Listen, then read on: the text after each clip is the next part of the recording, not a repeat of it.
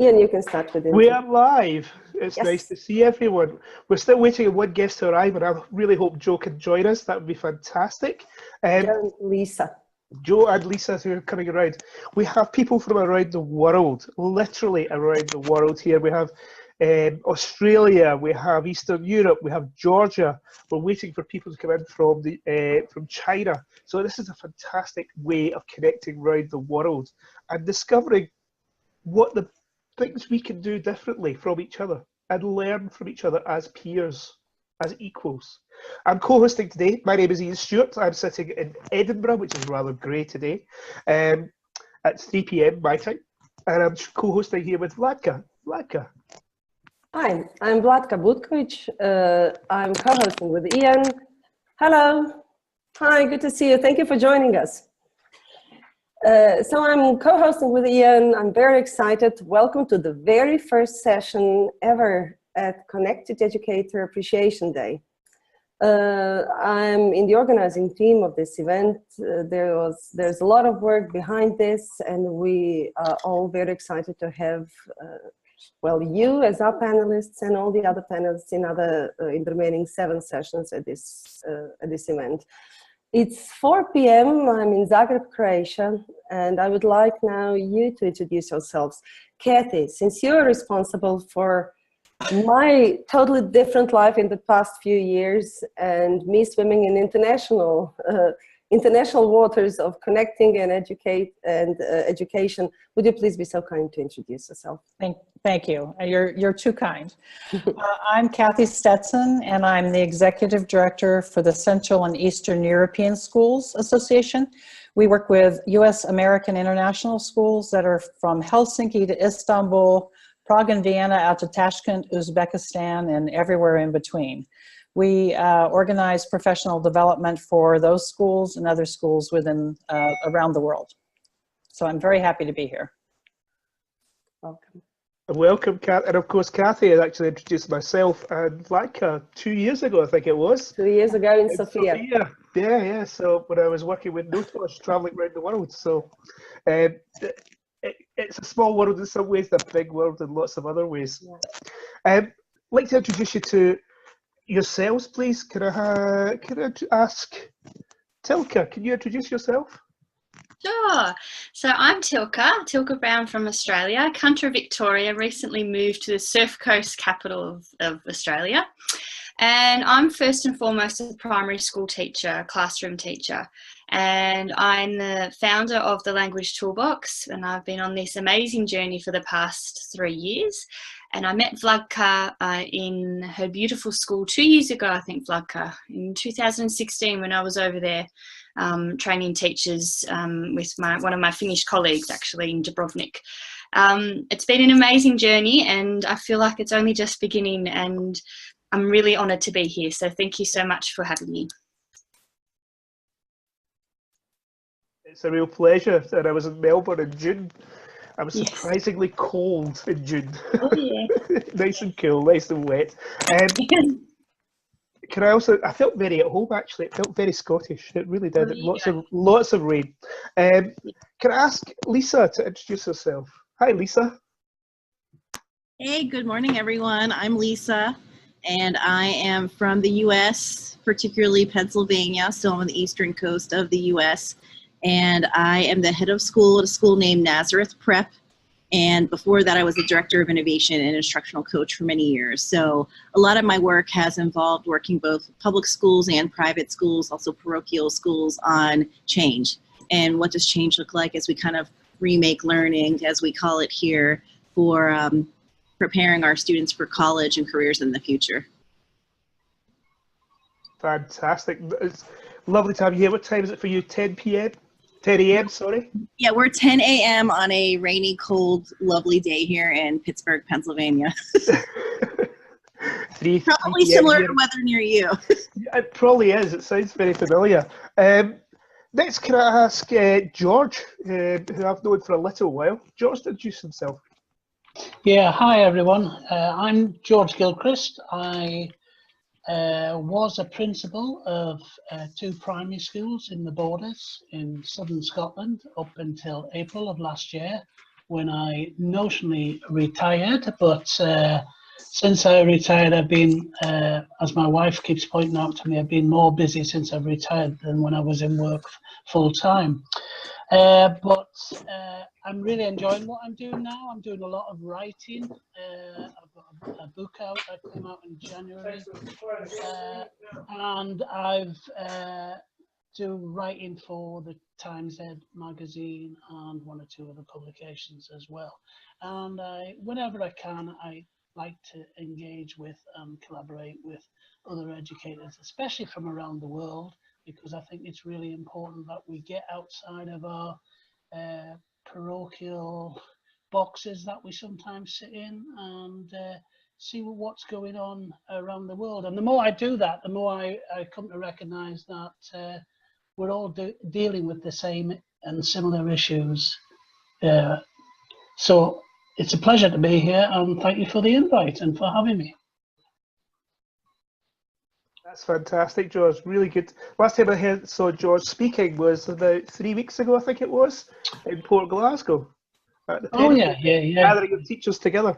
Yeah. So, Martha, can you introduce yourself and say hello? Hi, my name is Martha Bongiorno, and I'm a library media specialist, a librarian from the state of Georgia. I have my instructional technology degree from the University of Georgia, my specialist.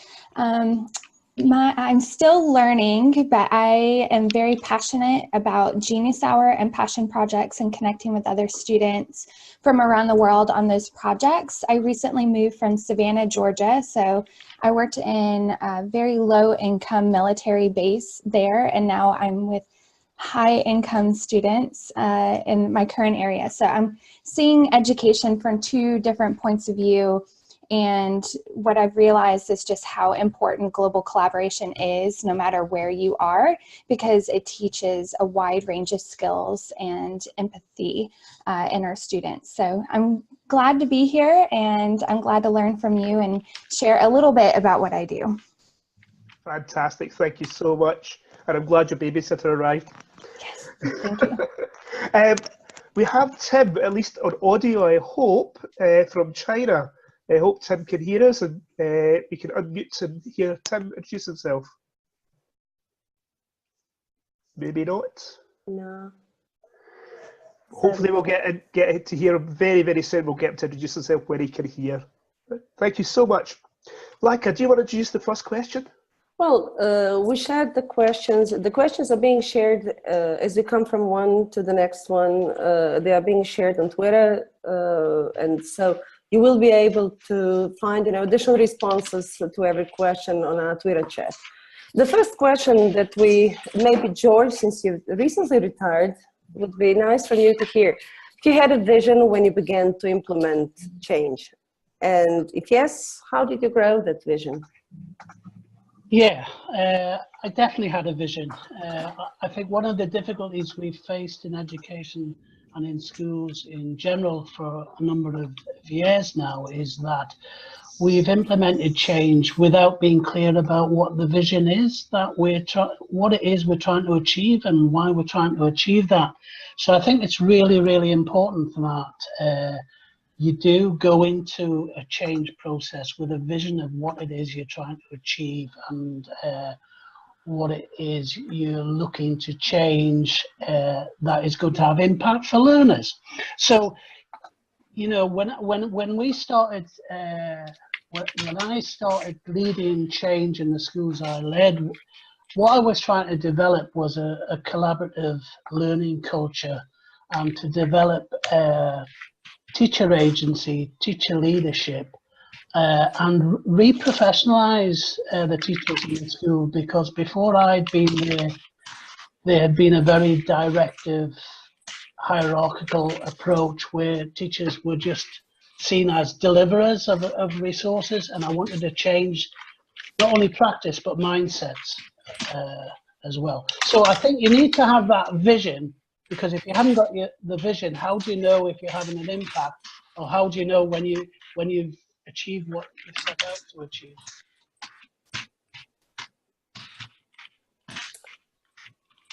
Absolutely.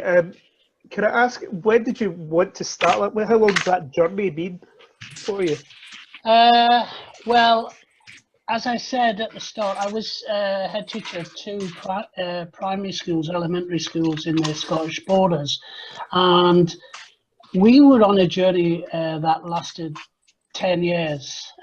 When I retired last year, we've been on that journey for 10 years, and I spent the first year and a half trying to change and develop the culture within the school and build trust and let people see that there weren't any traps.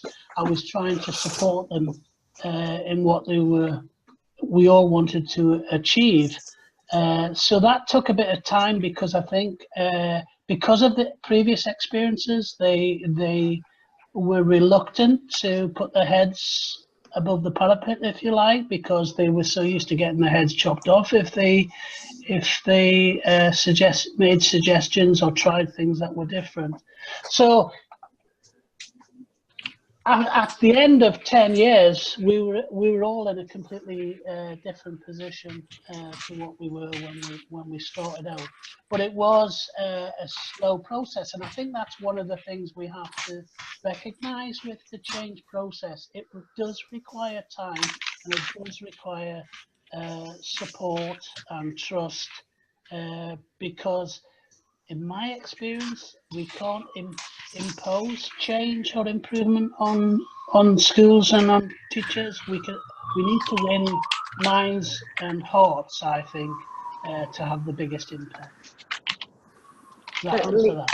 Yeah. Lisa, I see you're nodding when George is mentioning time that it takes to implement any change. Would you like to add something? Yeah, I agree with everything that he said. I think we have to be patient, especially if you are the type of teacher, administrator that is kind of innovative, so you like change. I don't know if any of you were like me, but you like a little bit of change. You might be a little bit fast with the way you think. And I think sometimes we have to realize that everybody is not like us. And so you're going to alienate people, whether you're an instructional coach or you're a classroom teacher that's trying to be a teacher leader, or you're an administrator. If you don't take the time to build relationships and build that trust that George mentioned, then your change initiative is going to fail. Well, Kathy, I agree with that. Yeah. Yeah.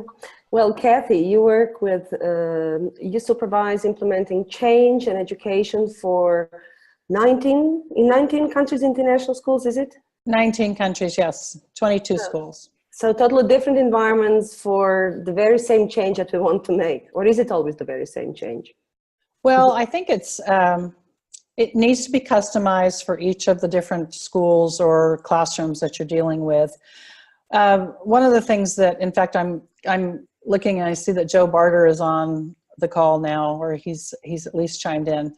One of the things that we've really tried to do is work with our schools and have them help guide us as to what it is that they need our help with. So I spent a lot of time collaborating with the directors of instruction, classroom teachers, IT managers, to identify areas that they want to have some transformation in. And we have a phrase that CESA leads educational transformation through collaboration. So we really look to have events where people are learning from each other. And so we may bring someone into a conference, like we brought Ian in when he was with Notosh, and they present an initial idea to get people even opening up their view to the possibility that there's something different. And then what we do is we try to have sustainability by bringing consultants back into the region and having people have an opportunity for in-depth learning in their school environment with others at the school level. So it's a very long, arduous process. In some cases, it can happen very quickly. There are at least points of it that will spur others to learn more about it. But what we want to do is really support the heck out of anybody that is doing and embracing something that is going to make a better learning environment for students. Really, it's an excellent point about the journey is the important part, not the destination. And I think that's a really important part of that message.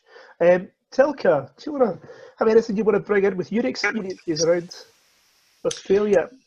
Yeah, okay. So I consider myself still fairly new into my journey with the language toolbox. And just to explain a little bit more about what I do, I saw a need 4 years ago now for the ways in which additional languages are taught to primary school students here in Victoria. Because often the case of what I found and have continued to find is that primary school students are sent off to their additional language class for perhaps 45 minutes, one session per week.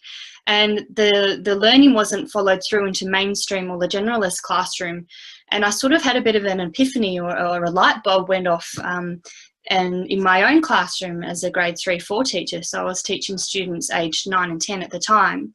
And I was involved in designing and implementing our school's first CLIL unit, which was Content Language Integrated Learning.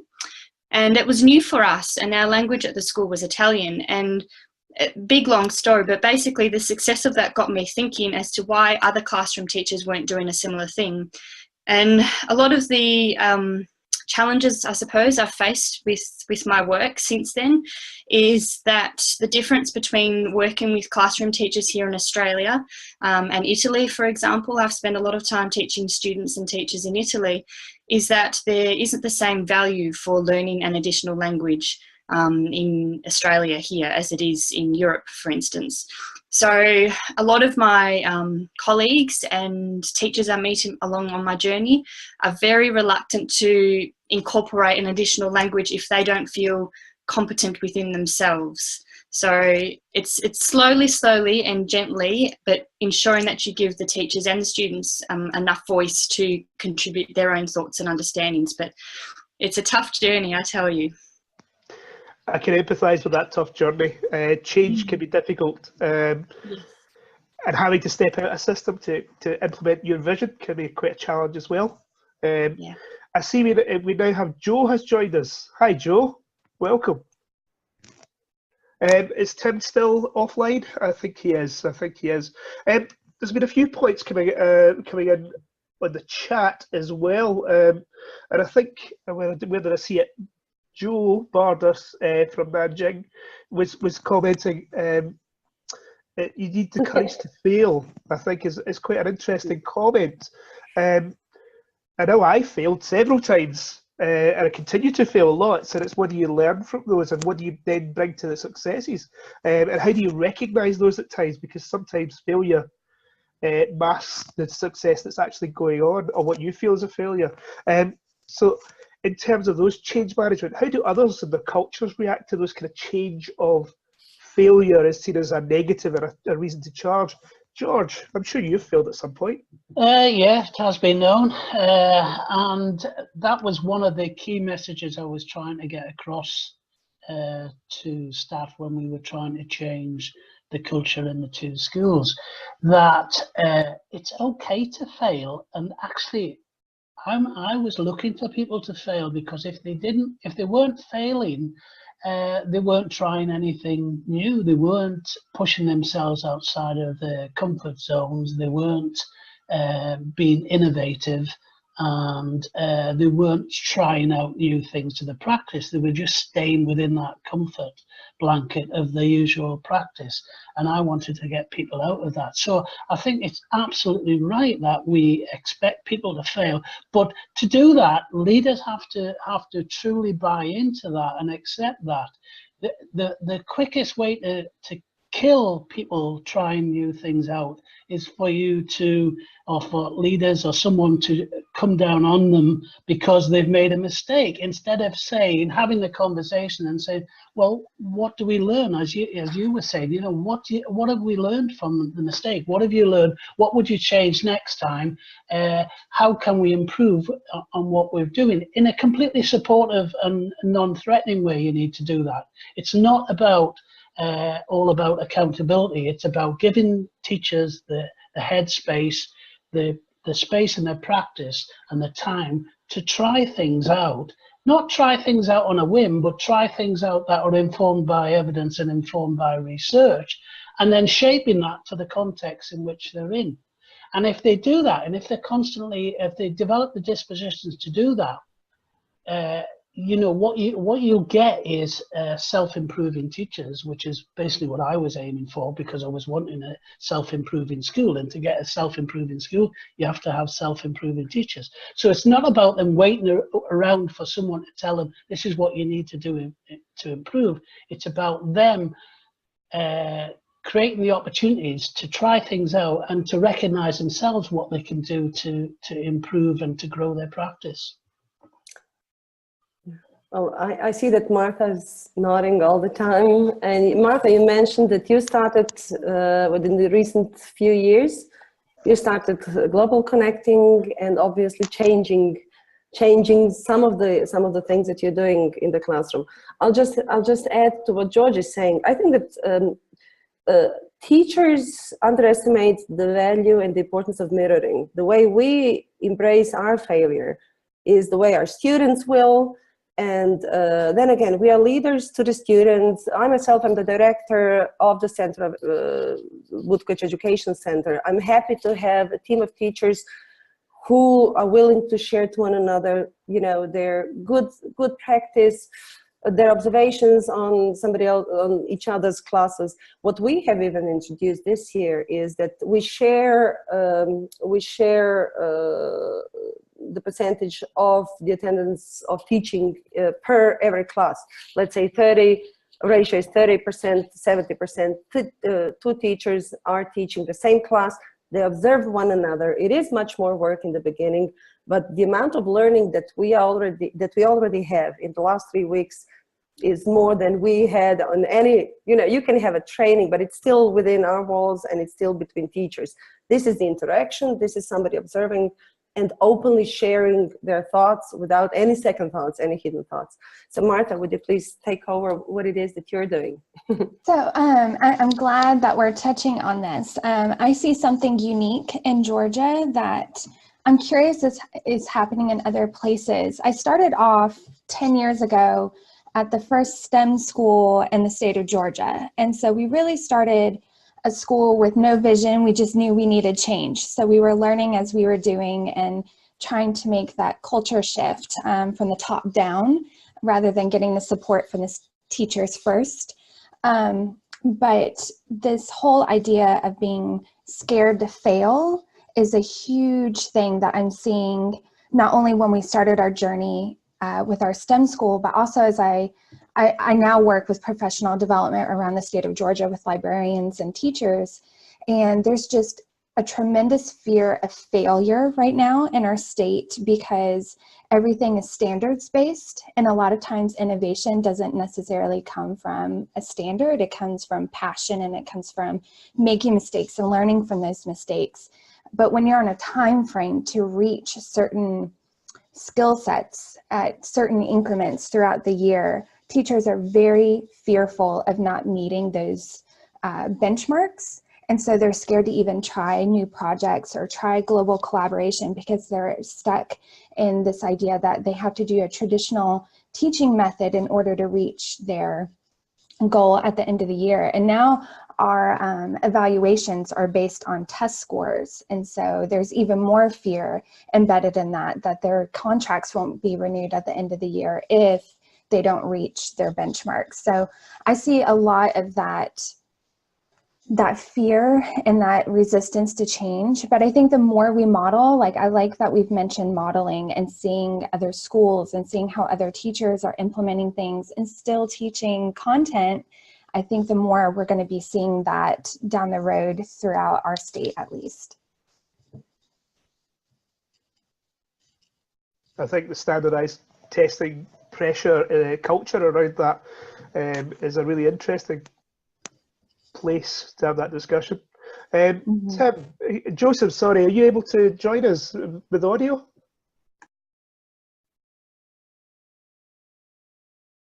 It's still muted. It's still muted.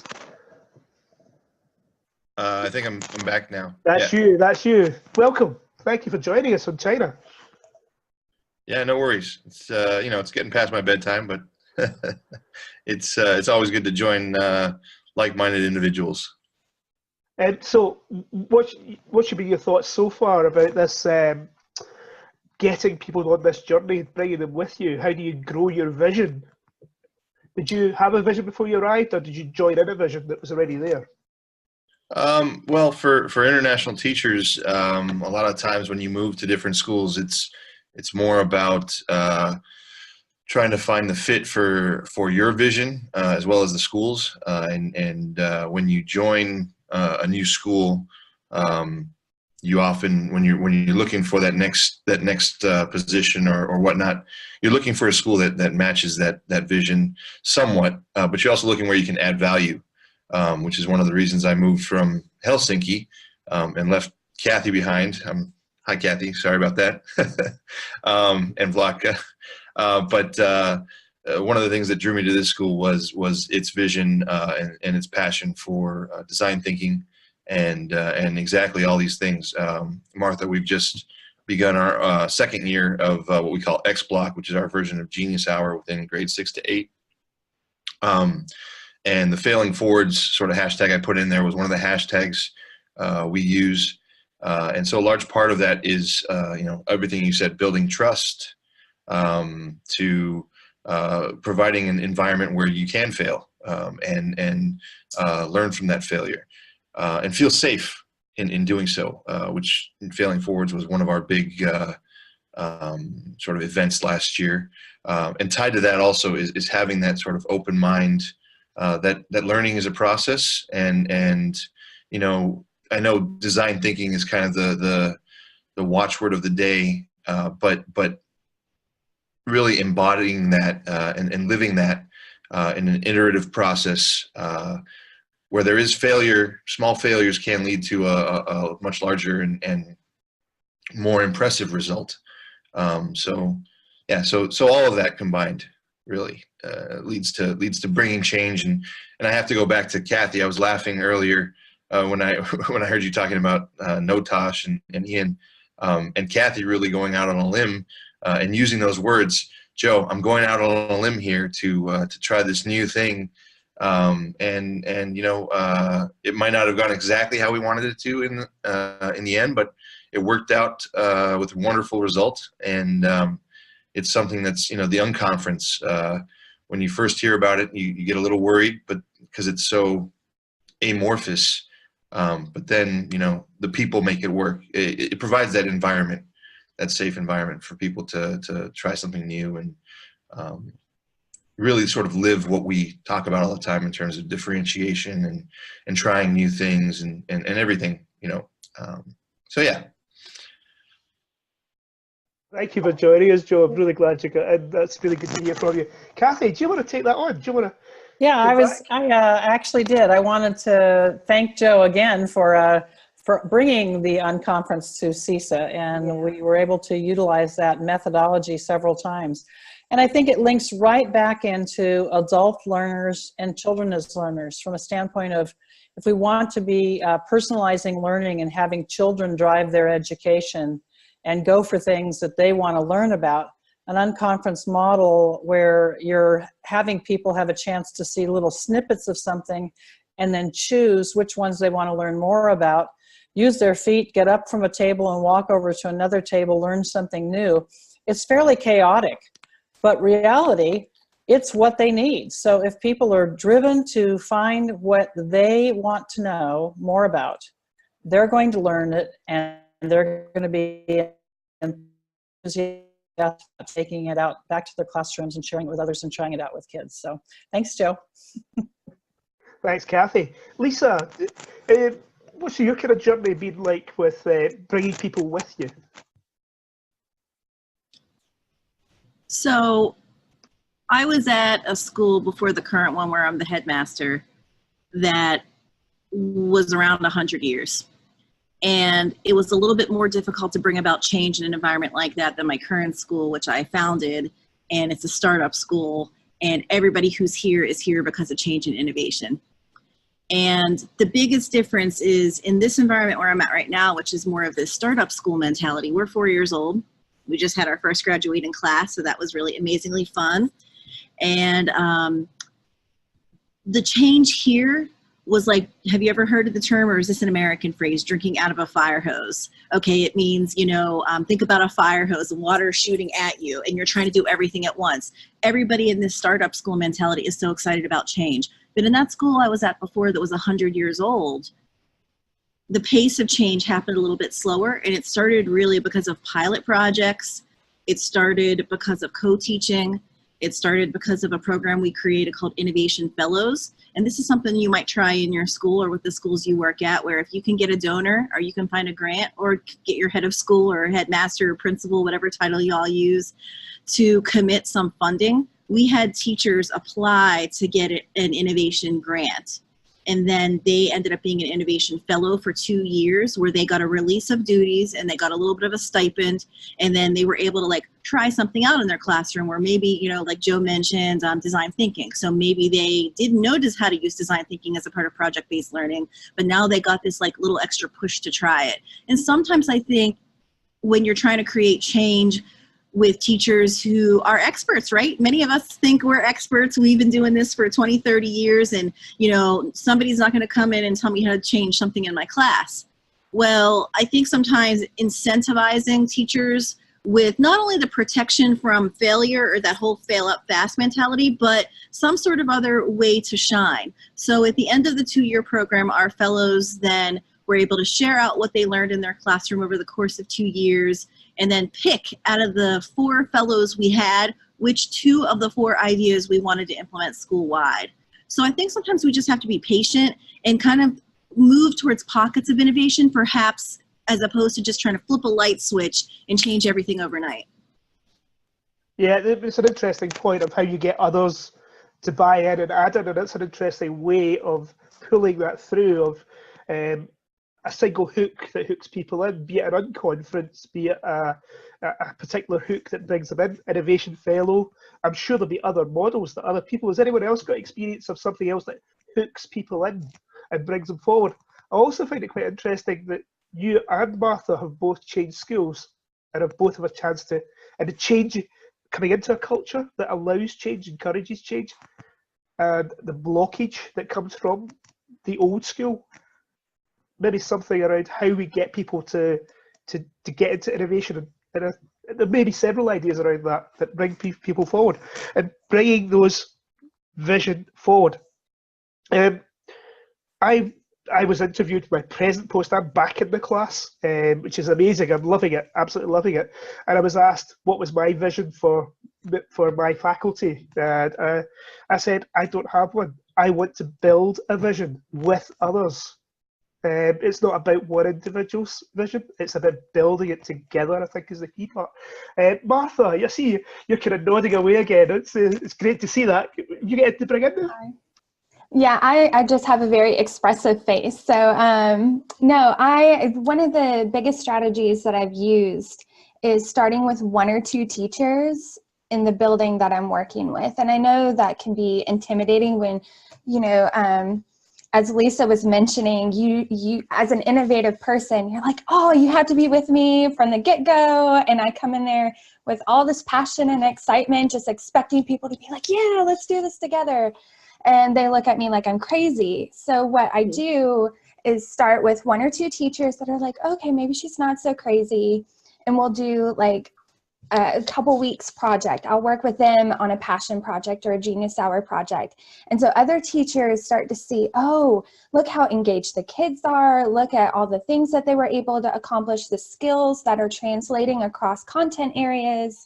And so that momentum starts spreading. It's kind of like that ripple effect where you just start with 1 drop and it kind of moves outward. So that, to me, it has made the biggest difference in our school where I'm at now. And then, Lisa, you were also mentioning just time for planning up front and that support piece. The way that our school day is structured, our teachers only get maybe an hour of planning a day, and most of that's taken up with meetings with parents. So having the option to meet at the beginning of the school year to plan ahead of time, to get those things at least like a semester at a time in place, would also help eliminate that barrier. So I think coupled with that, that's a good place to start. Yeah, well, what you're talking about is finding two people who can relate with your idea. In marketing, it's called the sneezers. I recently read New Power book. They call it The First Followers. I read Ian's book recently. In design thinking, there's another expression for it, but it's always finding 2, 3 people who feel exactly what you're feeling, because I think direct influence is much more intense and works on long term much more effectively than if you just shout it out loud and insist on something.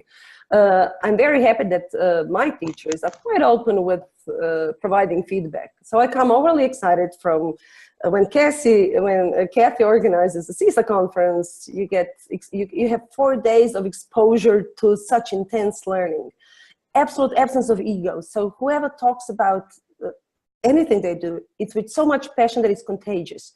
Then I come home, and then my teachers who are here in the chat and will comment now just calm me down.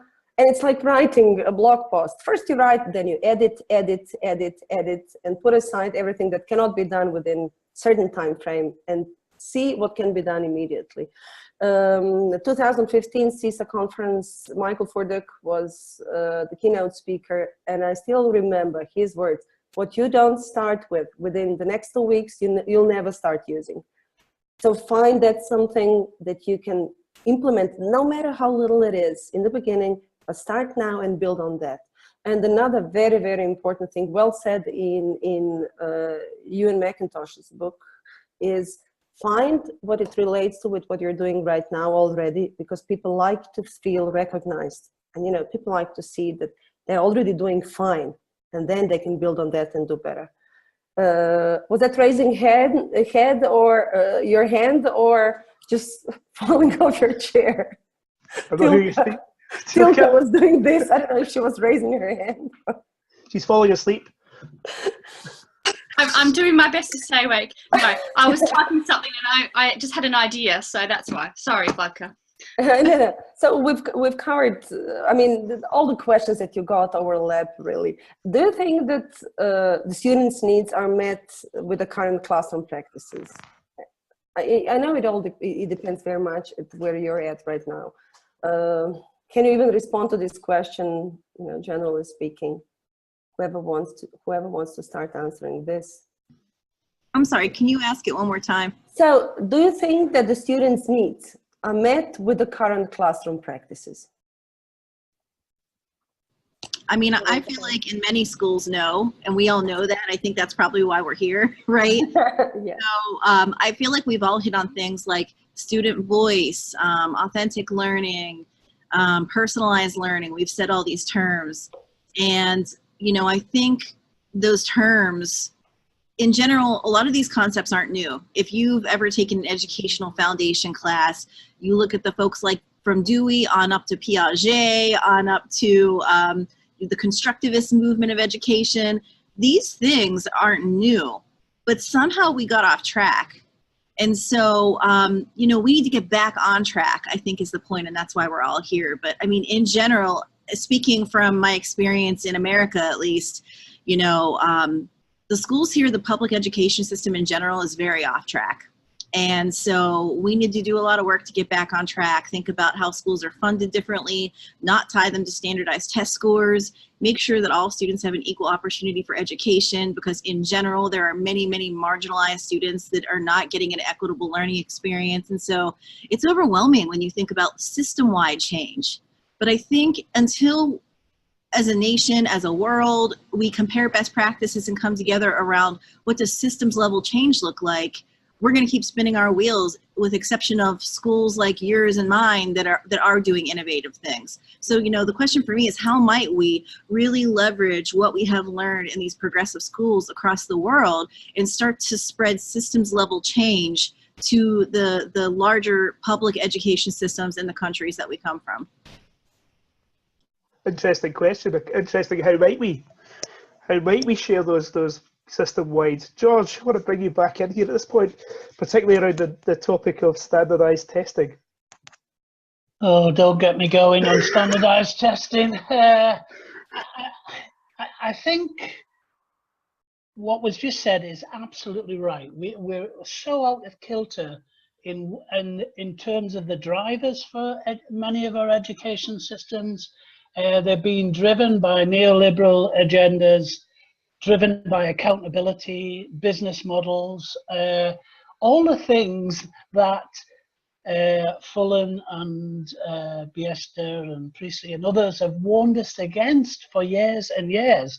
And we need to get back to, I think, to values-driven education systems and move away a bit from the accountability system.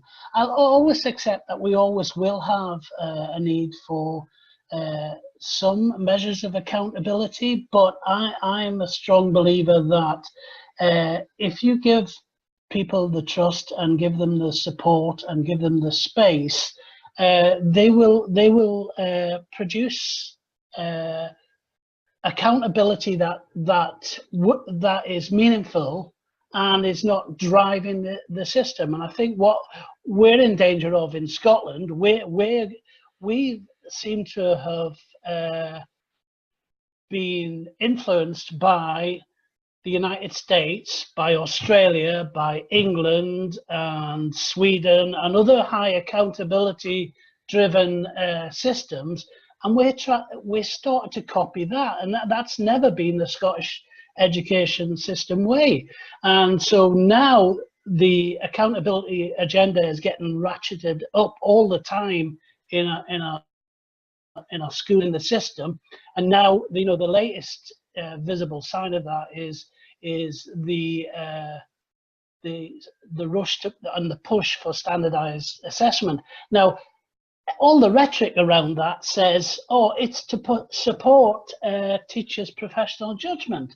And when you speak to Stephen Ball and other people who've looked at systems around the world, they laugh at that, because every system that has gone down this road, that's what they say at the outset, that this is to support teachers' professional judgment. But very quickly down the line, all anyone wants to talk about is the standardized test results. And that skews the whole curriculum, because you get exactly the situation that they've got in the USA, where people are frightened of making mistakes, they're frightened, their jobs are on the line because of the results of test results and exam results.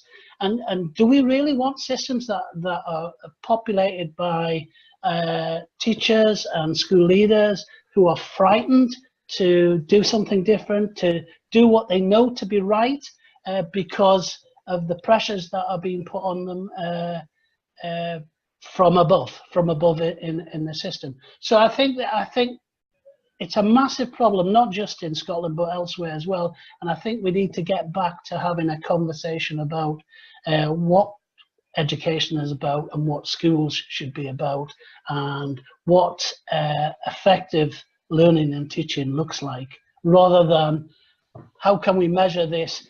We're only interested in what we can measure, and the only measurement we're interested in is it a percentage, a level, or a grade? You know, they're all meaningless.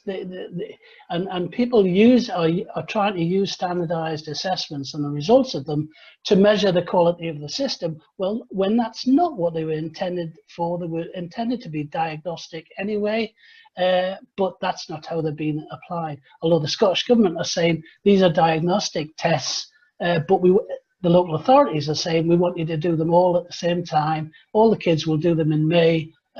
And we want the results from all your schools, and that'll tell us how well the system's doing. I just want to scream. As you can tell, I knew the answer was going to come out of that. So to answer your question, no, the present system doesn't work. It needs to skew towards the values, the drive of understanding equity around those sorts of things. The history of Scottish education for the others has been that, and it's now shifting towards a standardised model, which is a real challenge for both myself and George, amongst others. Lisa, you've obviously come in and you've seen both sides of this. You're in a traditional school, you're in a new startup school. The other school, was there a culture around standardised testing of measurement and all those kind of things? Yeah, definitely a little bit more. I think so. Is everybody familiar with what the AP program is? Advanced Placement Classes. Okay, so Advanced Placement Classes.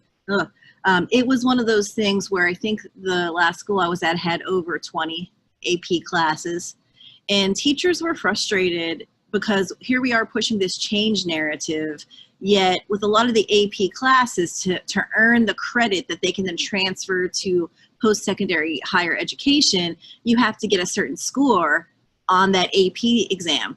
And so it was this really challenging thing of, well, how do we innovate in our classrooms? How do we make it student-centered at the pace that's appropriate for students? But then we're going to get pressure from parents, from funders, from the community if these scores go down, that, you know, we're going to lose students, or money's going to leave, or whatever, you know, those fears come in place. And so, you know, there has been lots of conversations of eliminating those AP exams. But that last school I was at was also a private school. When I started in public education in the States close to 20 years ago, I honestly, one of the reasons I left is because I hated being in this environment where the scores drove everything that you do. And so I happened to work in a school where most of the students were below basic in terms of their English language arts or their math. And so we had no funding. So we had science teachers going to other schools in the same school district and stealing supplies from science labs at other schools because our school didn't get the science labs because we didn't have enough funding because our test scores were too low. So, you know, it's resource affluent schools, whether they're private or public in the States, affluent schools can get rid of the standardization quicker. How do we help schools that are already resource depleted be able to make these changes? Brings me on to the question of reconciling the difference between students and personalised the learning process then.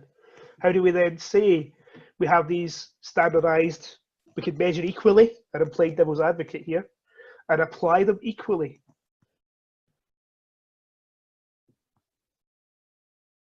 Well, in Croatia, there is no standard testing. Every school has its own criteria. So if your kid attends a school with lower criteria, the grades are fabulous, and those kids go to better high schools. So I do teacher training in primary schools.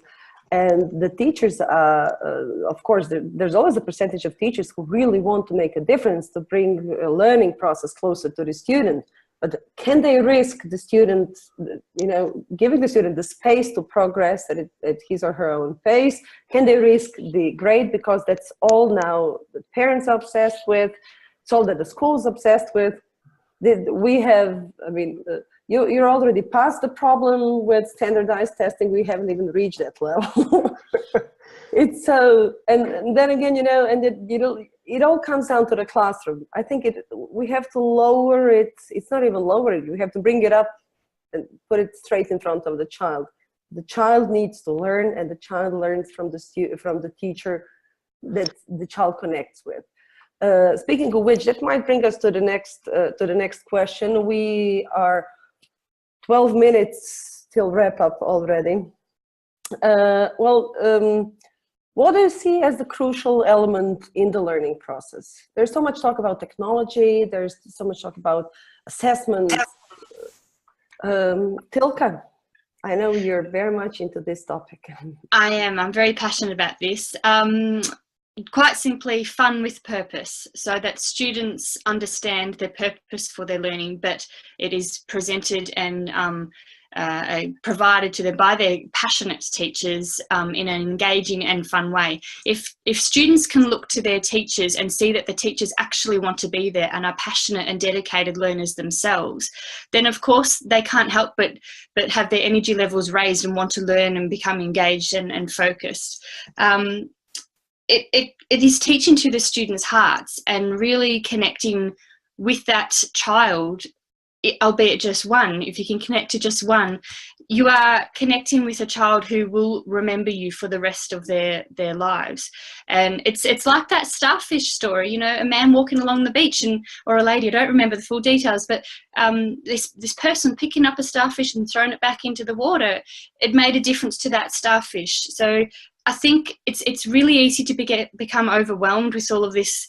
I'm just covering my ears with these stories, with the standardized testing and a lack of resources. But if we bring it right back to what we're all here for, and it's for making the difference to our children and teaching to their hearts and making it fun for them and showing them that we want to be there.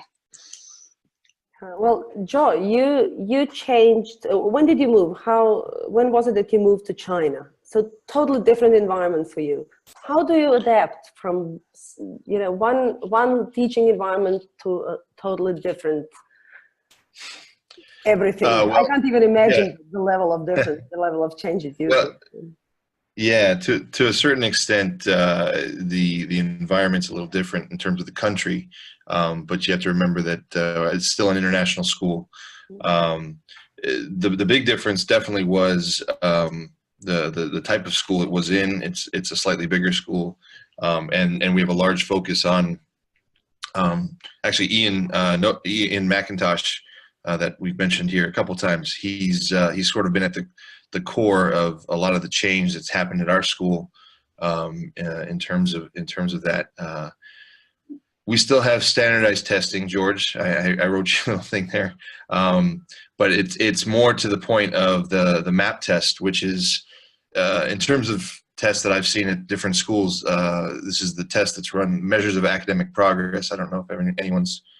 I know it's a U.S.-based test that's come out, but it's being used around the world now, many different international schools, and we use it more as formative assessment in terms of really looking at where the students are at, and I've liked it as far as testing goes. It's really at the core of looking at the student as a learner and finding out it's adaptive. So you get a question right, it gets harder. You get a question wrong. So it's a good meld of sort of how you can use technology to bring forward assessment in terms of looking at levels of students, and not necessarily levels of students. I guess I'm saying it wrong. I'm trying to put it in the normal parlance that we're all familiar with, but yeah, it drives us. We're really focused on student voice and choice here at this school. It's one of our main sort of projects, which is different from Helsinki, which was sort of talking about trying to differentiate learning and things like that. But here I find that we really do try to focus. Our big problem is, where does student voice and choice end? And our students are so aware of it that they use it as well a lot in terms of saying, oh, you know, well, I don't want to do that because it's, you know, student voice and choice. So right now our biggest problem is trying to figure out how do we really define what student voice and choice is, and where do we come in as educators, as facilitators, but also as not the gatekeepers, but the guides, and allow students still to feel that sense of agency. That's been the major difference here. Everything that was, you know, is talked about in terms of Finnish education and how great it is. The reality is it's not where the hype is, and this is the first place I've been where we're really trying to sort of walk the talk and figure out where, you know, how to make learning fun, how to make that, Tilka, as you were saying, you know, how to have fun and have the students have fun in their learning, while at the same time trying to say, well, there are certain things that you need to learn. You do need to learn basic arithmetic. Well, I don't want to do the times tables. Okay, well, you know, it's something that you need to learn, you need to practice. So how do we do that in a fun way or things like that? Yeah, that's the biggest difference at this school. I'm not in a Chinese school, so I can't speak to that. I've been to a couple Chinese schools and I've seen that, and it's still very much rote learning. You know, as far as everything goes. I think Kamal from India mentioned something in here in terms of really, using standardized testing and things like that. So for the most part, India, China, they're still very much at the public school level in terms of that, stuck in that old sort of mentality. But this school I'm at and a lot of international schools are trying to do these similar things. So I think that speaks to it. Yeah, I'm sorry interrupting. I'm looking at a clock. No. And it's we have 5 minutes to 5. Kathy wanted to add something. Oh, I just wanted to pile on a little bit onto a couple of things that Joe said, is that you've got to really understand, if you're using a standardized test, what its design is for. And what happens is that people just adopt them and then they think they can use them for all kinds of things. And Joe mentioned Northwest Evaluation and the MAP test, and I will disclose I used to work for them. And it is designed really to be used as an instructive tool. And definitely there are people that are still using it for, as we used to call it, evil purposes. And so if you are really looking at finding a way to understand what kids know and don't know, it's a pretty good tool. It's not the end all to everything. But if you always are going to be looking for a way to quantify information that you're getting about kids, what's the classroom teacher seeing? What is the student, how's the student demonstrating? What are they really actually capable of? And when you triangulate data in a way that you can find that out, you can find that you might have a child that knows everything that you were planning on teaching them in math this year, based on their assessment scores on MAP tests. And yet they're looking like they're doing nothing because they're bored silly. So it goes back to student choice and students being able to help direct their learning. But you also have to be, as Joe said, the guide on the side and really paying attention to what kids are doing and helping them understand why they need to learn something new. They don't want to learn it. Being clear with your curriculum design as to what it is that's important for all kids to know, and make sure that the kids are having that opportunity when they're ready, because not all children are ready in grade 3 for all things that you thought they needed. Thank you. So we have a couple of minutes left. Sadly, we can go on forever. We're teachers. We can talk forever. So I'd like to thank you all once again for joining us. Please, if you haven't already, sign up to be our members at the website, CEduAD.com. You can become a member. You can leave a blog post behind on the live website. It would be wonderful to use that as one of our tools to continue exchanging information. Our Twitter handle will remain very much alive after this. This is only the beginning. I can't thank you enough. Just by learning about my and Ian's panelists today, I've learned so much. I started reading what George is doing. I started looking at Lisa's posts and Twitter, and it's an endless source of ideas just from 6-7 of you and Ian then. Thank you all. I think we have a minute left for your final words and zillions of questions that are still not answered, sadly. Well, just thank you all for letting us join you today. Thank you, everyone. Feel free to connect. I'm at Learn21Tech on Twitter. Thank you. Yeah, I'm the same. Thank you for letting me have an hour of my weekend that has absolutely flown by. But it's been a joy. It always is to connect with other educators as well. And I'm still very positive about education across the world and across the globe and across the system, because there's fabulous people like yourselves who are working within the systems to try and improve what we do for all the kids. So thanks a lot. Thank you. Tilka? Yes, thank you very much. It's been lovely meeting with you all and hearing your amazing stories and journeys. And as I just quickly typed in, this is probably easily my most interesting conversation that I've had at this time on a Sunday morning, very early Sunday morning. So it's been wonderful and highly engaging. Thank you so much. Thank you all once again. Thank See you you all later. Bye-bye. Bye. Bye, everyone.